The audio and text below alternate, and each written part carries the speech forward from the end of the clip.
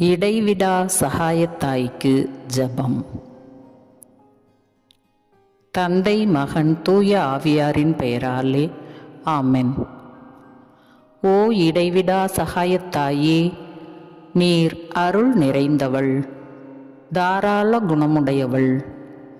இறைவன் எனக்கு அளிக்கும் வரங்கள் அனைத்தையும் பகிர்ந்தளிப்பவள் நீரே.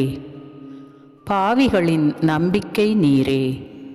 அன்புள்ள அன்னையே, உம்மை நோக்கி திரும்பும் என்னிடம் வாரும். உமது கரங்களில் இரட்சண்யம் உண்டு.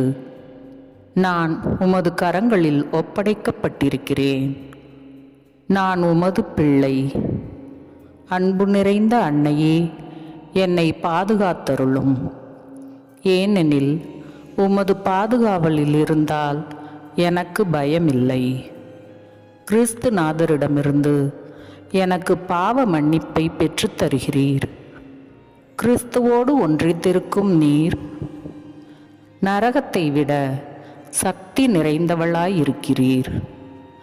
உமது திருக்குமாரனும் என் சகோதரருமான கிறிஸ்துநாதர் என்னை தீர்வையிட வரும்போது நீர் என் அருகில் இருப்பீர் என்று எதிர்பார்க்கிறேன்.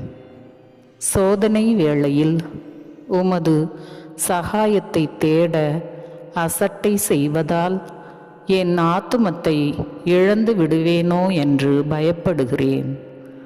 ஓ இடைவிடா சகாயத்தாயே, என் பாவங்களுக்கு மன்னிப்பையும் தேவைகளை இங்கு மௌனமாக கூறவும். கிறிஸ்துநாதரிடம் அன்பையும் இறுதி வரை நிலைத்திருக்கும் வரத்தையும் என்றும் உமது சகாயத்தை நாடும் மனதையும் உமது திருக்குமாரனிடமிருந்து எனக்கு பெற்றுத்தாரும். ஆமென்.